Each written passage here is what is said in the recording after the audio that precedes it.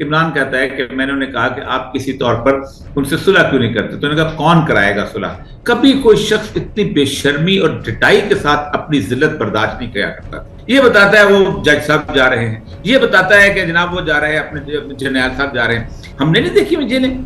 मैं कम से कम जब हम डिप्टी कमिश्नर सुप्रीम जेल होते हैं, हमसे तो ना पूछो ना, ये आम आदमी को। नहीं, ये बात वही वाली आ गई। मुझे बताएं कि सिस्टम कैसे डील करेगा इस सूरत हाल के साथ, क्योंकि इस सिस्टम को इस रवैये की आदत नहीं है। जो आप कह रहे हैं दुरुस्त कह रहे हैं। ये जो इस वक्त पीटीआई वर्कर हैं, ये क्यों नहीं धौंस में आ रहे जो इस वक्त 12-13 हजार हैं। मैं आपको बताऊं, बलूचिस्तान के अंदर जितनी पॉलिटिकल अवेयरनेस है पाकिस्तान के किसी सूबे में नहीं। जायदाद छोड़ो, जमीन छोड़ो, आप चलो मेरे साथ वहां पर नौकुंडी में बलूचिस्तान, 3 दिन के बाद वहां पानी आता है। बहसियत कौम हम पे जो सवाल आया है इससे ज्यादा आने वाला। जी अस्सलाम वालेकुम व्यूअर्स, मैं हूं यशवीन जमाल। आप देख रहे हैं मेरा ऑफिशियल यूट्यूब चैनल। और जैसा कि आप देख सकते हैं हमारे साथ आज मौजूद हैं सीनियर तज्जियाकार हैं, बहुत से इश्यूज के ऊपर बहुत सच्ची और खरी बात कहने वाले औरिया मकबूल जान साहब। और मुल्क में जो सियासी सूरत हाल है उस पर भी, और दुनिया में बहुत कुछ हो रहा है, और मैं देखती हूँ कि बड़े एक्टिव हैं, उन इश्यूज के बारे में भी बड़ी तफसील से बात करते हैं। तो उनसे मैंने सोचा कि आज अपने प्लेटफॉर्म पे बात की जाए। बहुत शुक्रिया औरिया साहब आपका, आपने शुक्रिया। मुझे वक़्त दिया, और बड़े अरसे के बाद, बल्कि इनफैक्ट मैं आपके साथ इंटरैक्ट कर रही हूँ। और अभी हम रिकॉर्डिंग से पहले भी बात कर रहे थे कि जब हम पहले प्रोग्राम्स करते थे, आपको प्रोग्राम्स में लेते थे, तो बहुत सारी चीज़ें आपको नहीं लगता सर इस मुल्क में उस वक़्त नहीं हो रही थी, जो अब हो रही हैं, और हमें अनफॉर्चुनेटली जो है वो डिस्कस करनी पड़ती हैं। देखिए, अप्रैल 2022 के बाद क्यों लगता है कि ये पाकिस्तान जो है ये बिल्कुल बदल सा गया है। और उसकी बुनियादी वजह यह है कि पाकिस्तान को जो आलमी तौर पर जिस तरह की सूरत हाल का सामना था, और मैं बिल्कुल एक समझता हूँ कि पाकिस्तान की इस वक्त जितनी भी मुक़्तदर कुव्वतें हैं, ये आलमी दबाव के तहत ये सब कुछ कर रही हैं। हुँ, क्योंकि इमरान खान का जो कसूर है वो नाकाबिले माफ़ी है उनके लिए। हुँ, अब जो अमेरिकन ने आज से को 15 साल 16 साल पहले एक प्लान बनाया था कि अगर हम एग्जिट स्ट्रेटजी देंगे तालिबान से तो हम क्या करेंगे। हुँ, उनमें सबसे अहम 3 स्ट्रेटजी उनकी ये थी कि हम 4 लाख फौज बनाएंगे और ये अफगान आपस में लड़ते लड़ते मरते मर जाएंगे। और वो 4 लाख फौज उन्होंने बनाई, लेकिन वो 3 दिन के अंदर अंदर तालिबान के सामने सरेंडर कर गई। हुँ, उनका नेक्स्ट जो प्रोग्राम था कि पाकिस्तान और अफगानिस्तान जो थे ये आपस में किसी न किसी हद तक आपस में वैसी ही जंग का शिकार हो जाएं जैसी सद्दाम और खुमैनी की जंग थी। और उन्होंने 8 साल ईरान को क्रिपल करके रख दिया था इसी चक्कर में ताकि इनकलाब जो है वो खराब हो जाए।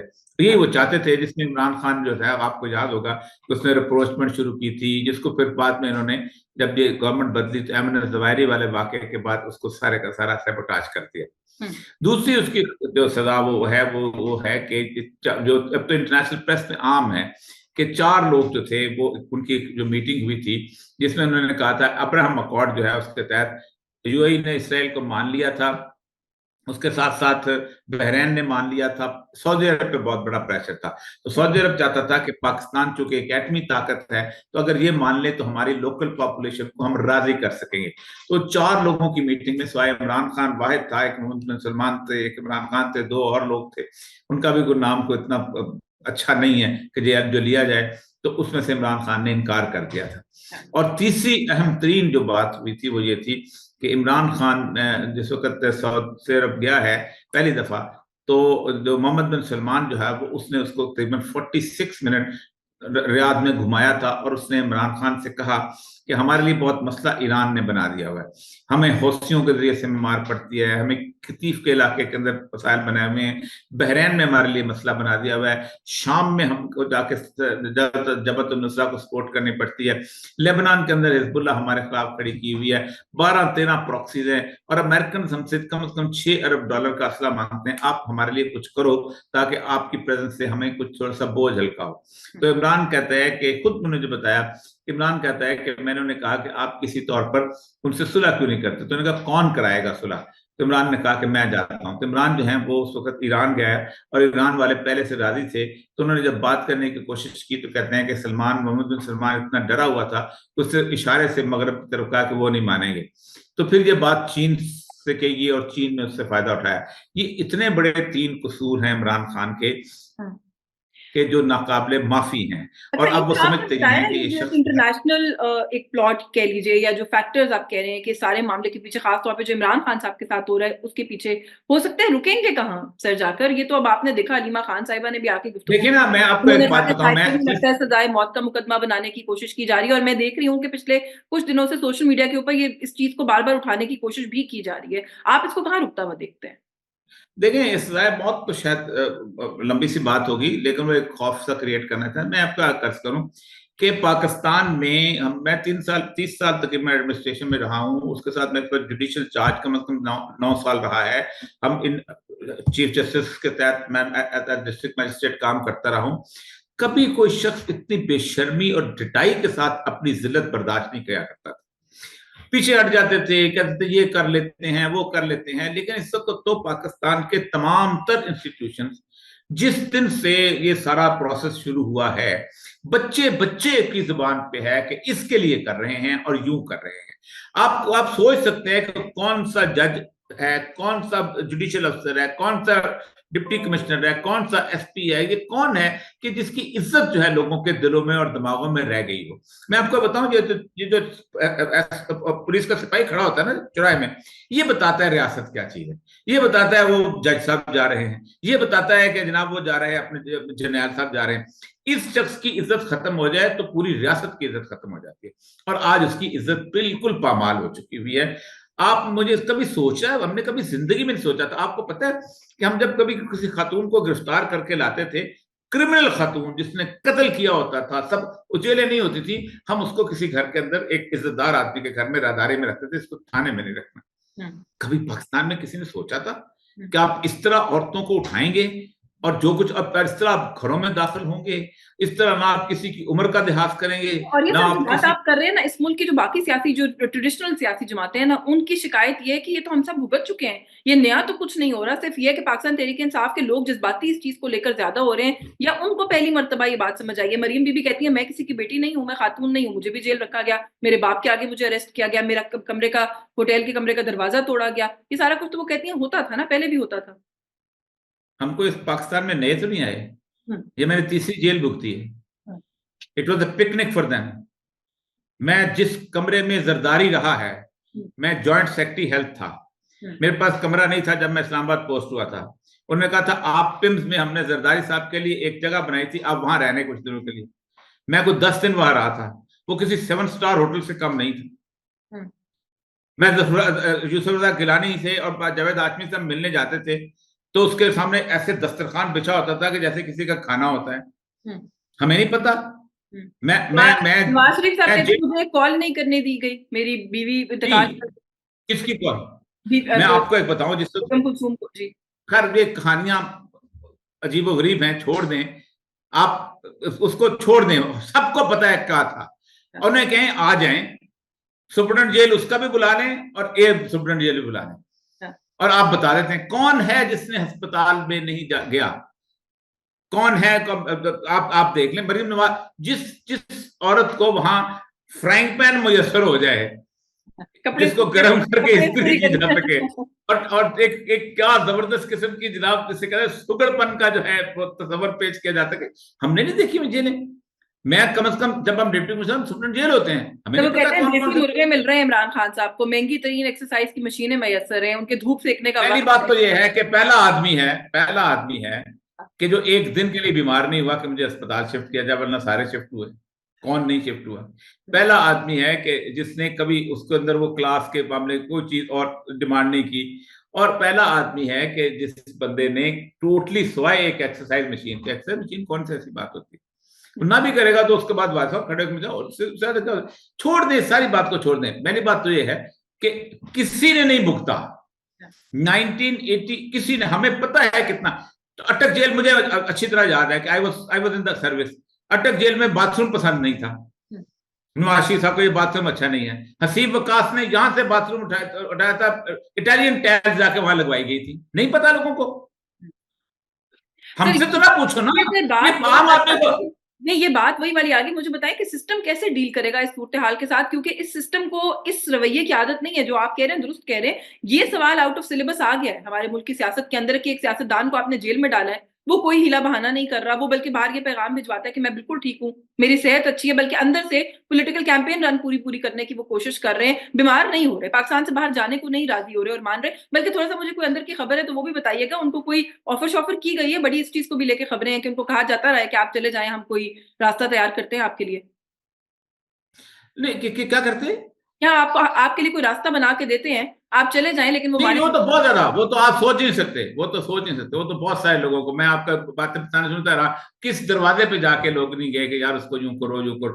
मैं आपको एक बताऊं, पाकिस्तान की पॉलिटिकल हिस्ट्री के अंदर 1977 भुट्टो ने जेल काटी है फांसी के बाद, और वो वाकई काटी है, वो हमें पता है काटी है, और बहुत बहुत उसको फांसी की सजा जब देगी, शी इन द बिगनिंग में थी, बाद में ज़ियाउल हक, और वो बिल्कुल एक जैसे वो एक बंदा था, उसने कहा शेख मुजीब ने जेल काटी है पाकिस्तान के अंदर। और शेख मुजीब की जो जेल थी, आपको पता है, कभी वाकया सुनाओ जो उसका अनारगुल ने सुनाया। अनारगुल एक बंदा था जो उसके साथ उन्होंने लगाया हुआ था, उसका इंटरव्यू जो है मुजीबर रहमान शामी साहब ने लिया था। वो कहता है कि उसको कोई कोई कोई वो नहीं दिया गया था, अखबार नहीं दिया गया था, रेडियो नहीं दिया गया था, सब कुछ हो रहा था, उसको पकड़ के ले आए थे 25 मार्च को, उसके बाद पूरा 9 महीने। और उस कहता यह है कि मैं पहले दिन जब मैं गया हूं तो मैंने उससे उन्होंने कहा था कि तुम साथ ड्यूटी पे रहोगे, तो शेख मुजीब ने पहले दिन मैं गया तो मुझे उसने कहा कि मुझे जाए नमाज ला दो, मैं नमाज पढ़नी। कहता मुझे तो बताया गया था ये हिंदू है, ये तो मुसलमान का इसने बहरूप धरा हुआ है, तो मैं तो हैरान रह गया। कहता वो नमाज पढ़ता था। कहता उसके बाद हालत ये थी कि जब 19 दिसंबर को भुट्टो वहां पहुंचा तो हैरान रह गया। कहता तुम्हें भी पकड़ लिया? कहता नहीं, वो तो याहिया खान जो है वो चला गया, मैं अब सदर हूँ और चीफ मास्टर, उसने बकवास बंद करो, तुम अपोजिशन लीडर हो, मुझे लेके जाओ, वजीर आजम हूं, मैं ऐलान करता हूं कि इंडिया अपनी फौजें निकाले और मैं जाना चाहता हूं। उसके बाद भुट्टो का चुप कर दो, और उसने जेल काटी है, उससे पहले लोगों को काटते रहे। मैं खुद आप देखें ना, 1974 में मेरी एक जेल थी, 1977, लेकिन मैं कहता हूं वो पिकनिक थी। ये सब लोग जेल में होते थे, शामी साहब वगैरह, दूसरे तीसरे, कौन था जो जेल में नहीं था उस वक्त। लेकिन अब तो जो सूरत हाल है, अब तो आपको पता ही नहीं, ना मेरे घर वालों को पता, ना किसी और को पता, ना किसी दूसरे का। अब तो अरेस्ट नहीं होता, अब आप अबडक्ट होते हैं। अब आप अरेस्ट नहीं होते, आप अबडक्ट होते हैं। जमीन आसमान का फर्क है। क्या क्या क्या अपना क्या मरीम नवाज को इतना मारा गया था कि जितना इमरान रियाज को मारा गया? क्या मरीम नवाज को इतना मारा गया था कि वो आके अपना श्री मजारी की तरह सामने आ जाए? क्या उसको कहा गया था कि तुम्हारी बेटी की वीडियोस लेके आएंगे? क्या उसको कहा गया था कि हम तुम्हारी खाल खींच देंगे? जितने लोग आए हैं, कभी अफसाने सामने आएंगे जो इनके साथ बीती है, जिस तरह उन्होंने प्रेस कॉन्फ्रेंस की है। एक बंदे को भी मजबूर नहीं किया गया था कि तुम प्रेस कॉन्फ्रेंस करो नवाज शरीफ के खिलाफ या जरदारी के खिलाफ, एक बंदे को भी। सर मुझे ये बताएं, इलेक्शन से कोई फर्क पड़ेगा? इलेक्शन होना है इस मुल्क के अंदर। जब हम पॉपुलर सपोर्ट की बात करते हैं, इमरान खान साहब के ऐसे-ऐसे मुखालफीन जो कि उनका नाम सुनना पसंद नहीं करते, अब वो भी एतराफ़ करें कि ग्राउंड पर तो इमरान खान की सपोर्ट है। मैं खुद पिछले तकरीबन 1 महीने से खैबर पख्तूनख्वा का मैंने शायद ही कोई इलाका छोड़ा है जहाँ मैं सर्वे के लिए नहीं गई। लोग उमड़-उमड़ कर आते हैं और आकर एक ही बात करते हैं कि हमारी ज़िद है, वोट डालेंगे तो इमरान खान को डालेंगे। ये जो इस वक़्त एक आम सेंटिमेंट है और जो कुछ हो रहा है, जो अभी आपने चीज़ें बयान की हैं, ये क्या बनेगा सर? इलेक्शन के बाद क्या माहौल होगा? देखिए बात सुने, मेरी बात सुने। आपको इलेक्शन कराने पड़ेंगे और आपको ये मैंडेट मानना पड़ेगा अगर आपने इस पाकिस्तान को ठीक रखना है। पाकिस्तान की पूरी एडमिनिस्ट्रेशन इस काबिल नहीं है कि इलेक्शन के दिन को कंट्रोल कर सके। मैं आपको गिन के बताता हूं, 90,000 पोलिंग स्टेशन है। हाँ। आपके पास पुलिस कितनी है? 4,12,000। उसमें डिप्लॉयबल कितनी है? 1,15,000। खींच खांच के ना आप थाने से बंदा विड्रॉ कर सकते हैं, ना आप जेल से बंदा विड्रॉ कर सकते हैं, ना आप किसी की हाईकोर्ट से बंदा विड्रॉ कर सकते हैं। आप तो तूफान मच जाएगा अगर तूफान मचा। अब आ जाए बाकी पैरामिलिट्री फोर्सेस। आप 1,80,000 बंदे, आप नेशनल गार्ड्स होते हैं जो कि 6 साल बाद वर्दी पहनते हैं, आप उनको लाके पोलिंग स्टेशन पे खड़ा होंगे। एक की जगह 2 बंदे हो गए, 3 बंदे हो गए पोलिंग स्टेशन पे। आपके पास एविएशन है, आप बंदा नहीं विड्रॉ कर सकते क्योंकि आपके जहाज कैसे चलाएंगे आप? आपके पास तो कोस्ट गार्ड है, बंदा नहीं विड्रॉ करते, आपके मछेरे पकड़ के ले जाएंगे। आपके पास आ जाए 99,000, चलो 1,00,000 लगा दो, एफसी है बलूचिस्तान के अंदर, हर पहाड़ के कोने के ऊपर वो ड्यूटी दे रही है। एक बंदे को भी नीचे उतारेंगे, आपकी लाशें आना शुरू हो जाएंगी, जो बलोच इंसर्जेंसी गुजरात शुरू हो रही हुई है। आपके पास 48,000 जो है वो एफसी फ्रंटियर कंस्टेबलरी है केपीकेएमपी के अंदर, वजीरिस्तान में बाकी आप उनको भी नहीं निकाल सकते। ठीक है जी, पीछे रह गया रेंजर्स। एक्टिव पर्सनल 90,000, 1200 किलोमीटर आपका बॉर्डर, ना आप गन्ना सिंह से बंदा विड्रॉ कर सकते हैं, ना आप वाघे से बंदा विड्रॉ कर सकते हैं, ना पेट्रोल से। 25,000 ये होते हैं स्ट्राइकिंग एंड पे। एक कहते हैं हम उस दिन मोबाइल बंद कर देंगे, खुदा के लिए मत करना, वरना अफवाह फैली तो आप कंट्रोल नहीं कर सकते। खुदा के लिए तुम कॉन्ट्रैक्ट, तुम अपना राब्ता खत्म हो जाएगा। हमने वायरलेस देखी हुई है, एक जगह की सूरत हाल और एक पुलिस स्टेशन के पास 200-250 बंदा मौजूद होता है। They can not control. मैं डरता हूं उस दिन से कि जब इन्होंने गंद करने की कोशिश की और को खून खराबा हुआ। और मैं आपको एक बात बताऊं कि ऐसी सूरत हाल में आप रात को कर्फ्यू भी नहीं लगा सकते। बिल्कुल ठीक कह रहे हैं, जब कोई वो ही नहीं अवेलेबल, आपके पास रिसोर्स ही नहीं है तो कैसे लगाएँगे? सर ये जो कॉन्फिडेंस है, आप जो बात कर रहे हैं मैंडेट आप कह रहे हैं मानना पड़ेगा, बिल्कुल मानना पड़ेगा। एक तो सर ये ज़रूर कहें कि मैंडेट किसका होगा? ये जो अब ये बल्ले के निशान की बात की एक सूरत-ए-हाल हो गई है, ये पाकिस्तान तहरीक-ए-इंसाफ का ही मैंडेट होगा और अगर होगा तो कैसे वो इस चीज़ को प्रूव करेंगे? क्योंकि जब जीत जाएँगे तो उसके बाद आपको पता है फिर एक नए सिलसिले का आगाज़ भी हो सकता है, उसके अंदर खरीदो-फरोख्त भी है, उसके अंदर धौंस भी है, दबाव भी है, गायब हो जाना भी शामिल है, उसके अंदर फिर बहुत सारे हरबे और आ जाते हैं। मैं एक और बात बताऊं, ये जो सारा कुछ होता है इसीलिए कहते थे, वो एक मशहूर है किससे बायस तो कत्ले आशिकां से मना करते थे। ये वो लोग होते हैं कि जो थोड़े से सरमायादार होते हैं, जिनका कारोबार होता है, वो आपकी धौंस में आते हैं।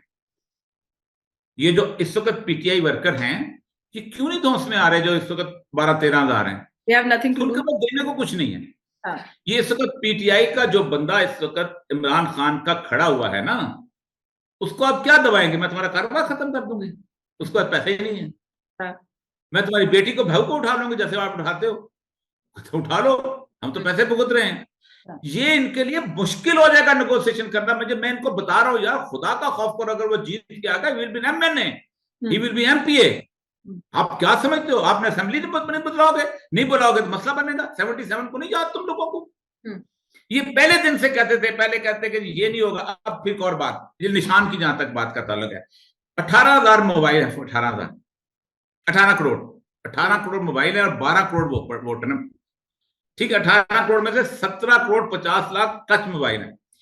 अब कंप्यूटर लिटरेसी आ गई इतनी है कि एक अनपढ़ प्लम्बर जो है उसको पता होता है कि मैंने 840 नंबर नंबर घर में जाना है। वो मैसेज देता है, मैसेज रिकॉर्ड करता है। उसको ये नहीं पता होगा कि उसकी चारपाई निशान है, उसको ये नहीं पता चलेगा कि उसको बैंगन निशान है। मानसेरा, नौशेरा, मर्दान, आप नाम लें, तख्त, भाई मैं कहाँ-कहाँ तक गई हूँ। मैंने लोगों से उनके इलाके के कैंडिडेट्स पूछे और निशान पूछे, लोगों को सब पता है। मेरा ख्याल है मुझे कोई एक भी कन्फ्यूज़्ड इंसान नहीं मिला खैबर पख्तूनख्वा में कम से कम कि जिसको ये ना पता हो कि उसका निशान क्या है। मैं पंजाब की बात करता हूँ। अच्छा, लेकिन उन पीपल के बारे में नवाज शरीफ साहब कहते हैं कि वो बेवकूफ हैं।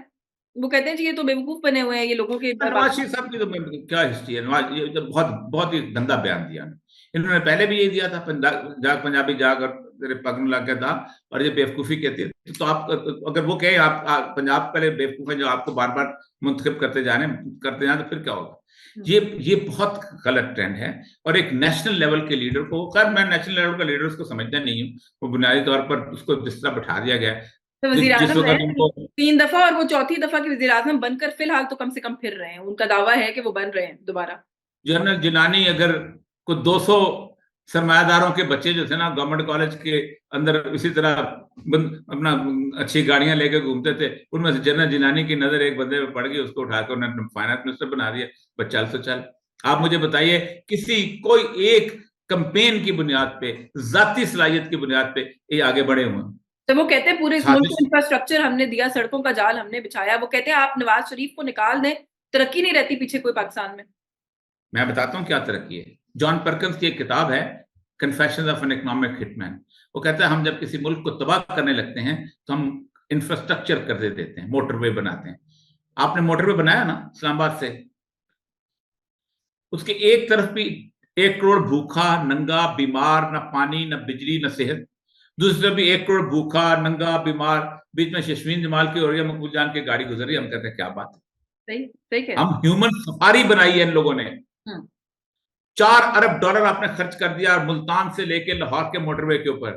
2 उसके ऊपर एरियाज हैं, रेस्ट एरियाज, उनके होटल काम नहीं करते क्योंकि सरवाई नहीं है, और आपने गुजार दिए।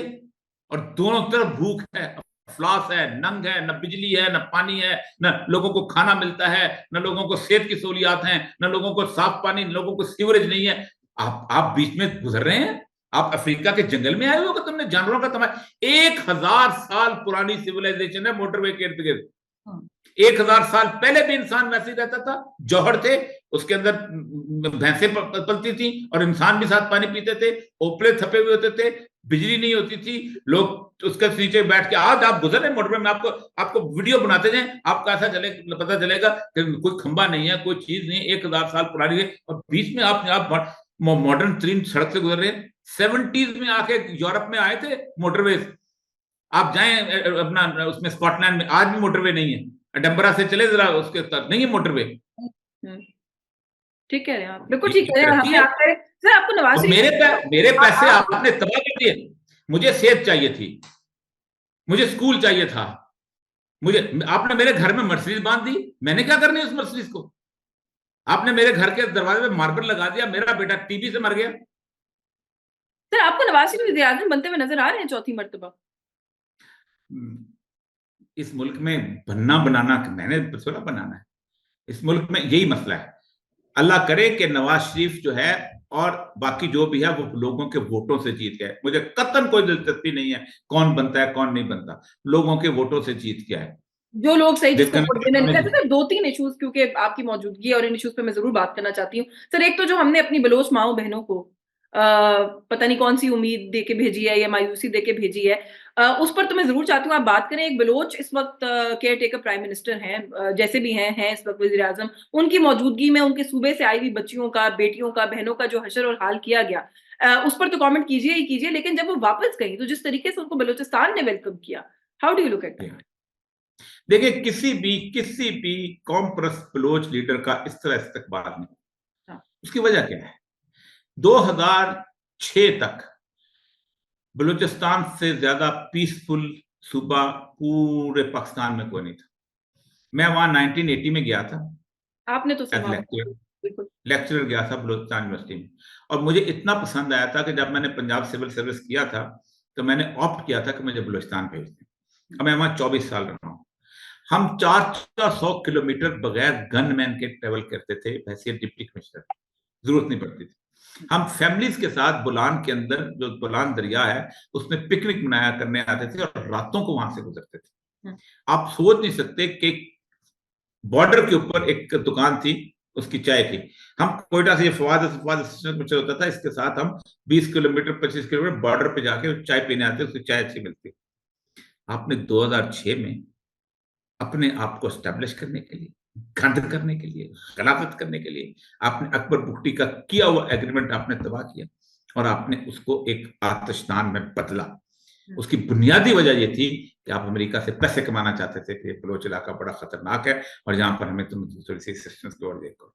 आप गेम खेलना चाहते थे, आपने उस गेम के अंदर पूरा इलाका दहका के रख दिया और उस दहकाने के बाद ये सूरत बनी। वो जिस बात पे लड़ाई हुई थी, सुई का प्लांट जो है, 3 लेवीज वाले उसको करते थे, आप 1 करोड़ रुपया लगा कर उसकी सिक्योरिटी नहीं कर सकते, आपने तबाह किया। अब मसला ये है कि हालत वहां ये हो चुकी है बलूचिस्तान की कि आपने लड़ते लड़ते आपने वो अमेरिका का फैशन शुरू किया जो उसने लैटिन अमेरिका में किया था, मिसिंग पर्सन का। मैं जब यहाँ से जब गिरहा होकर गया अपना कोयटा, मेरे एक दोस्त मुझे मिला, 40 साल पुराना दोस्त, मुझे कहता है औरिया मकबूल जान पाकिस्तानी क्या हाल है? मैंने कहा तुम पाकिस्तानी नहीं है? कहता मेरा बेटा 8 साल से लापता है, उसकी लाश ला दो, पाकिस्तान का झंडा लगाऊंगा अपने घर पे। ये कहानियां नहीं, एक कहानी नहीं, ये कहानियां ठीक है। वो हम आप मुझे बताएं, कहते हैं वो हमसे बलूचिस्तान का मसला हल कब हुआ है? बलूचिस्तान का मसला हल हुआ था 6 जुलाई 1977 को। क्यों हल हुआ था? आपने बाकायदा वहां मारे थे और आज तो एडमिट किया है उसके अंदर, शाह ईरान ने भी किया है, जुल्फकार अली भुट्टो ने भी किया है कि मुझे शाह ईरान ने कहा था कि बलोचों पे तुम हमला करो। और ये स्लैग हैरिसन की किताब के अंदर in the shadow of Afghanistan तमाम तर उसने लिख दिया कि जनाब इस चाहता था कि वहां बलोच मूवमेंट चल रही है और तुम यहाँ पर बलोचों की गवर्नमेंट खत्म करो वरना मसला हो जाएगा, और अमेरिका के कहने पे किया गया था। आपने वहां 4 साल लोगों को मारा, आपने तबाह किया, इंफ्रास्ट्रक्चर तबाह किया, बेचारे आप खुद भी 2-3 हजार हमारे आर्मी के लोग भी इस दुनिया से गए।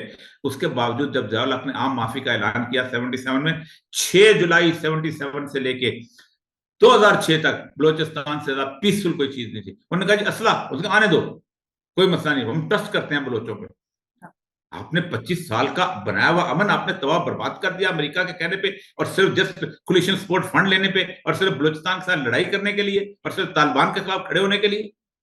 तो ये जो मूवमेंट अब उठी है, इस सब के नतीजे में जो कुछ 2006 के बाद से लेकर अब तक हुआ, ये इसका अब इसका क्या आप फिर अब ड्रॉप सीन देखते हैं? क्योंकि वो तो जो बच्चियाँ, जो बेटियाँ, जो बहनें आई थी, वो तो बड़ी मुझे तो पुरअज़म लगती हैं, अभी भी।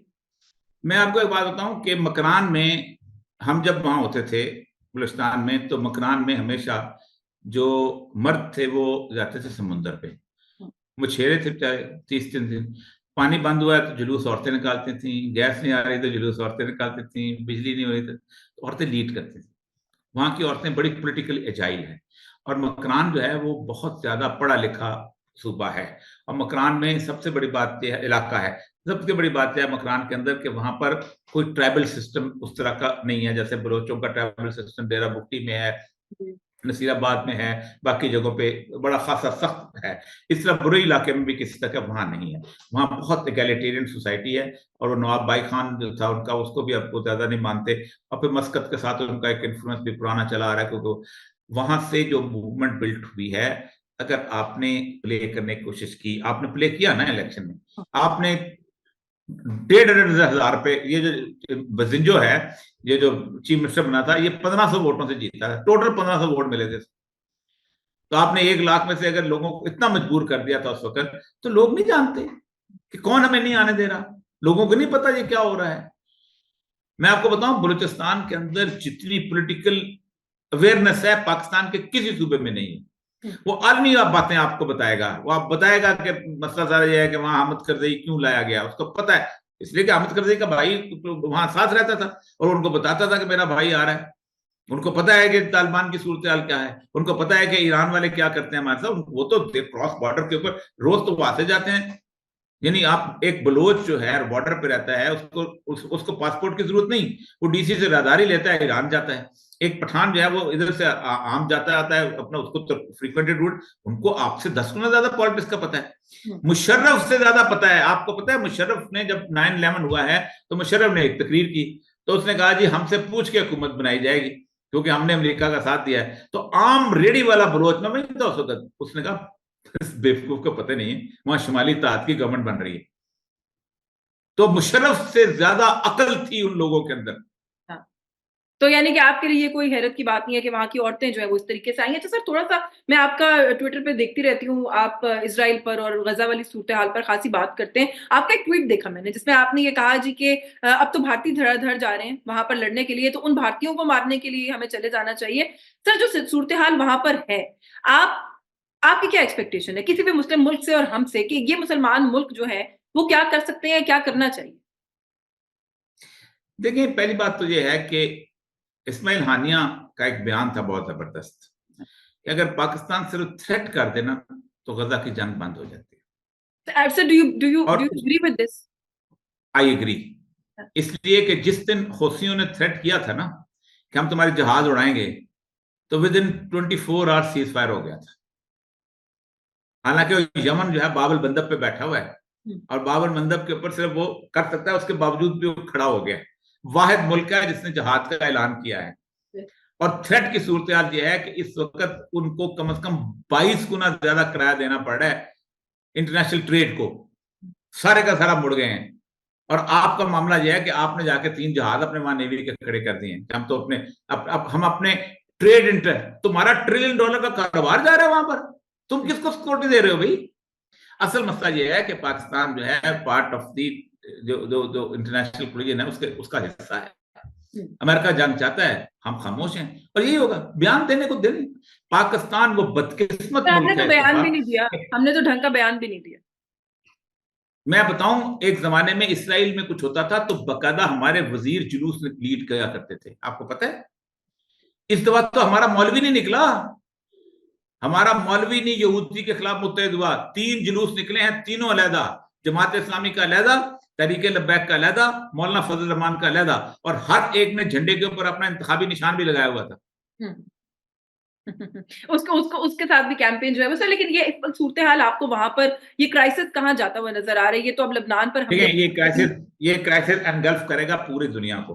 उसकी हाँ, वजह ये है कि जो इसराइल की इस वक़्त जो सूरत-ए-हाल है, वो इसराइल अभी रुकने वाला नहीं। देखें, इंटरनेशनल कोर्ट ऑफ जस्टिस का जो डिसीजन है वो टीथ लेट डिसीजन है। उन्होंने कहा जी इसराइल 1 महीने में हमें रिपोर्ट दे। वाह, वाह! यानी आप कोर्ट ऑफ जस्टिस जो है रिपोर्ट माँग रहा है कि हमारी बातें जो इम्प्लीमेंट करते हो कि नहीं, उनको खाना देते हो, कहीं मारते रहो लेकिन खाना देते रहो, खाना कंबल देते देते रहो, ये देते रहो, वो कर ये कोई बात है करने वाली? यानी 1 अरब 70 करोड़ मुसलमान है। रफा का जो बॉर्डर है, मैंने देखा है, वो 16-17 किलोमीटर का बॉर्डर है, वो इसराइल के साथ नहीं है, वो मुसलमान मुल्क मिस्र के साथ है। वो 16 किलोमीटर के बॉर्डर से एक गंदम का दाना, एक पानी का कतरा और एक पैनाडोल की गोली नहीं पहुंच सकी वहां ऐसा ही गजा के लोगों को। ऐसा ही। आपने मिस्र से बाइकाट क्यों नहीं करते हो? कहोगे बाइकाट करते हैं हम, ये हुँ, वहां से फूड नहीं जाने दे रहा। हुँ। आप एक दफा खड़े होकर थ्रेट कर दें, नहीं करना चाहते ना हम। हमने तो हम और तरफ लगे हुए हैं, तो मैंने इसलिए 1-2 लोगों से, वैसे मैं नाम नहीं लेती, ऑफ द रिकॉर्ड ही पूछा, तो जवाब में यही आया कि हमारे अपने इतने माशी मसाइल हैं, हम किसी को आँख दिखा सकते हैं? हमारी अपनी जो सूरत-ए-हाल है, हम क्या कर सकते हैं? देखिए मैं एक बात बताऊं। पहली बात तो यह है कि इसराइल का जो मसला आप समझ लें ना आप, तो फिर आपको खुद पता चल जाएगा कि माशी मसाइल में आपकी हैसियत, आप एक दिन वॉर में आ जाएंगे। मुल्ला उमर ने जब आखिरी नेगोशिएशन करने गए थे ना, जर्नैल वगैरह सारे हमारे, हुँ, तो मुल्ला उमर ने कहा था देखो बारियां मत लगाओ, हुँ, आज हमारी बारी है, कल आपकी भी आएगी। इसराइल जो है ना, वहां क्यों आया हुआ है? हुँ, क्या इसराइल जो यहूदी जो था, वो जितने भी लोग थे ना, पता है कौन आया था सबसे पहले? वो आया था रॉथशील्ड।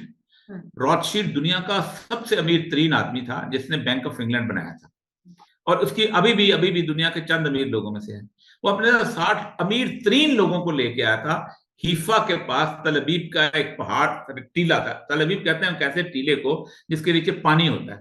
जी। वहां उन्होंने 60 घर आबाद किए थे और एक बुलेवार्ड बनाया था, और एक वादे पे आए थे कि हमारा एक मसाया आएगा हुँ, और वो आके यहाँ पर एक आलमी हुकूमत कायम करेगा, हुँ, एक पेशगोई मजहबी। हुँ, वहां पर ना कोई खेत थे, ना कोई प्लॉट मिल रहे थे, ना कोई इंडस्ट्री थी, कोई चीज नहीं थी। यरूशलेम उनसे कम से कम 600 किलोमीटर दूर था। हुँ, ठीक, वहां पर आके उन्होंने आबाद हुए थे 1919 में, और 1948 में उन्होंने मुल्क बनाया था।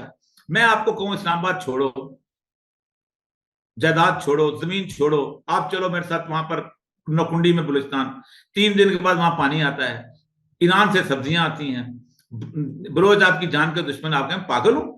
वो आए किस लिए आए? हमसे लड़ने के लिए, हमसे लड़ने के लिए आए ना, और तो कोई काम नहीं ना। उन्होंने बकायदा एक अपनी वो फुरात की, एक तरफ नील का दरिया की लाइन है, उनके झंडे पे एक फुरात, वो लड़ेंगे, हुँ। हमसे भी लड़ेंगे, वो पक्का पक्का लड़ने के लिए आए हैं। हमें कोई पता ही नहीं।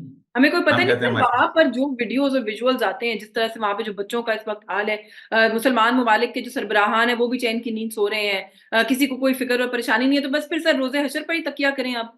क्योंकि दुनिया में नहीं तो मुझे मुझे नहीं शक की लगता बात कि नहीं इन्हें है, कोई अल्लाह ताला जहां भी, अल्लाह हुँ, ताला इस बात आप क्या समझते हैं? देखें कुरान पाक के अंदर एक बात है कि इंडिविजुअल जो है ना, इंडिविजुअल की सजा वो है, और जो आती है यौमल क़यामत फर्द, हर बंदे को अल्लाह कहता है मैं तने तनहा बुलाऊंगा, अकेले। मतलब इतना अल्लाह तक ये नहीं होगा मैदान हशर में मुझे जो आपको खड़ा करके सबके सामने मेरी इज्जत खराब करना, तने तनहा अकेले बुला। लेकिन अल्लाह कहता है कौमों का अजाब जो है ना, कौमों का अजाब मैं यहीं दे देता हूँ, हुँ, इसका उधार नहीं है क़यामत में। बहसियत कौम हम पे जो ज़वाल आया है, इससे ज्यादा आने वाला है। हुँ। आप माशी तौर पे और ज्यादा खराब होने वाले हो। हुँ। सर, हम तो माशी तौर पर चलें, जो हो रहा है, लेकिन दुनिया में ये थोड़ा-सा आखिर में, मैं बिल्कुल, मेरे पास 3-4 मिनट ही रह गए हैं। ये जो भारत में जो हो रहा है और जिस तरह का की जो एक रिलीजियस एक्सट्रीमिज़्म हम देख रहे हैं कि वहाँ पर परवान चढ़ रही है, लेकिन फिर भी भारत जो है वो दुनिया में अपना एक मकाम मेंटेन किए हुए है। फाइनली उन्होंने बाबरी मस्जिद की जगह पर मंदिर बनाकर ही जो है वो दम लिया है। इस पर क्या कहेंगे सर? देखिए मैं एक समझता हूँ कि इंडिया का जो मुसलमान तैयार हो रहा है ना, 30 करोड़ के करीब, वो बहुत खौफनाक मुसलमान है। हाँ, वो जो हिंद की खुशबू आई थी नबी के सल्लम को, वो हाँ। उन मुसलमानों से आई थी, क्योंकि हम तो सिंध थे, हम सिंध हिंद नहीं है। और वो अल्लाह ताला जैसे तालिबान तैयार हो रहे थे, वैसे वो तैयार हो रहे हैं। और ये बहुत बड़ी जंग इंडिया के लिए तैयार हो रही है, अपने लिए बहुत खौफनाक सूरत पैदा कर लिए। 30 करोड़ लोग कम नहीं होते। और आज मैं पढ़ रहा था इकोनॉमिस्ट में कि इस वक्त अमेरिका में पनाह लेने वाली कौमों में से 3 कौमें हैं जो सबसे ज्यादा है। इंडियन सबसे ज्यादा है, जो कि मैक्सिको के बॉर्डर से जाते हैं। उसके बाद दूसरे नंबर पे अपना रशियन है, तीसरे नंबर पे चाइनीज है इस वक्त। चाइनीज और हवाले से जाते हैं। इंडिया के अंदर सबसे बड़ी बात है कि इंडिया में तरक्की बहुत ज्यादा हुई है, बट इंडिया दुनिया की सबसे बड़ी झोंपड़पट्टी है। ऐसा ही है। इंडिया के अंदर 65% लोग जो हैं उनको टॉयलेट में असर नहीं। मैंने ट्रेवल किया हुआ है 18 शहरों में। आप एक दफा ट्रेन पे बैठ जाएं और सुबह आपकी अल्लाह ना करे कि जल्दी आंख खुले, आपको दोनों तरफ सड़क पे दोनों तरफ लोग रफा आजाद करते हुए मीलों लाखों की तादाद में नजर आएंगे, जो कि इंतहाई गलीज मंजर होता है। इंडिया में सरमाया आया है, सब कुछ आया है, लेकिन इंडिया का सरमाया जो है वो कहते हैं ट्रिकल डाउन नहीं किया। अक्सर औकात कहा जाता है ना, एडम स्मिथ की थ्योरी है ना कि ट्रिकल डाउन करता है सरमायादार का पैसा।